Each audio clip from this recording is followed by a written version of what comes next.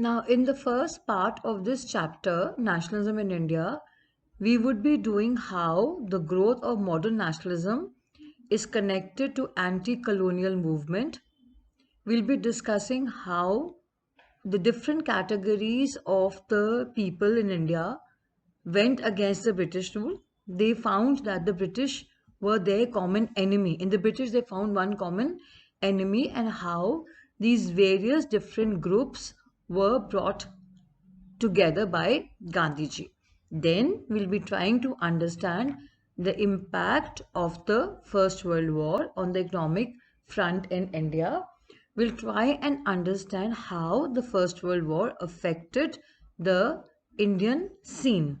We'll also be studying about the Rowlatt Act, what was the Rowlatt Act and what were its consequences. We will be doing the Jallian Walla Bagh tragedy and its consequences.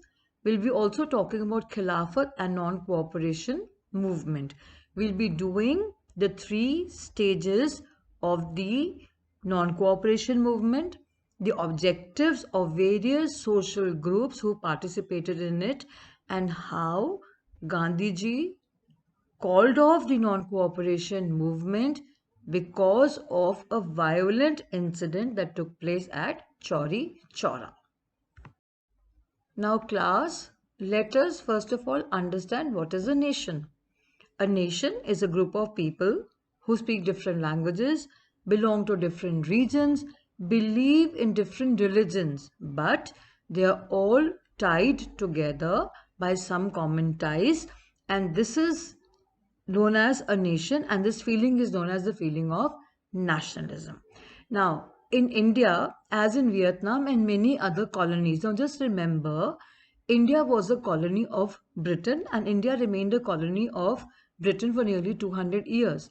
A very powerful country, maybe small in size, if that particular country occupies or takes over another smaller country, smaller only in power but not in area or population, then that small country is called its colony. So in this case, Britain is the colonial power and India is a colony. Vietnam was a colony of the French. So as in Vietnam or in India, the growth of modern nationalism is intimately means closely connected to the anti-colonial movement.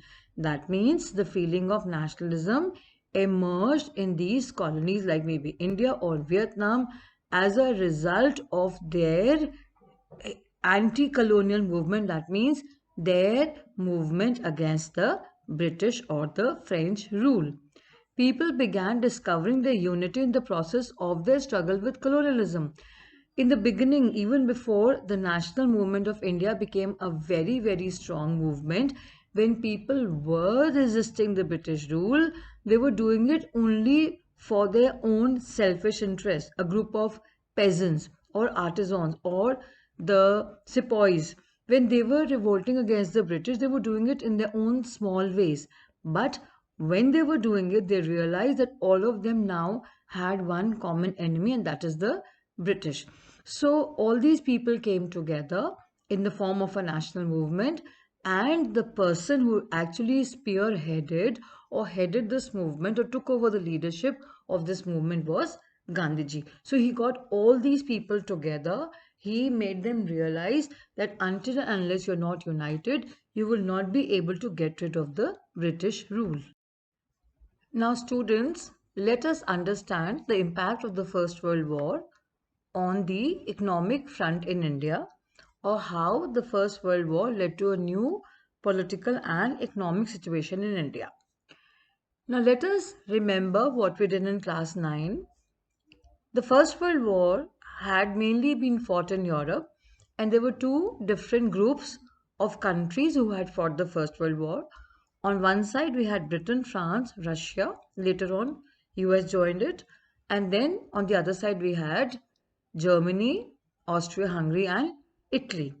India was nowhere involved in the First World War, but because the British were ruling over India, India was made a party to the war even without being asked. So the First World War years were from 1914 to 1918. During this time, there was a huge increase in defense expenditure. Obviously, when there's a war, a lot of things are needed, so the defense expenditure was increased. But this was financed by war loans, and the taxes in India were increased. Custom duties were raised. Custom duties means that the goods that were coming into India, there was a very large or there was a very heavy tax on that, so that the British could get the revenue or the money to fight the war. Even income tax was introduced at that time. Through the war years, prices increased, doubling between 1913 to 1918, leading to extreme hardship for the common people. Villages were called upon to supply soldiers, and the forced recruitment in rural areas caused widespread anger. Generally, what happens is that whenever a person wants to join the defense forces, he or she does it with their own free will. But when more people were required, when more people were needed to fight the war, then forced recruitment started. People were forcefully pulled up from the villages, generally the farmers who were working on the land, they were called upon to serve in the British army. They were called upon or they were recruited as soldiers. In 1920-21, crops failed in many parts of India, resulting in acute food shortages accompanied by an influenza epidemic. So, a large number of people perished or died during this period.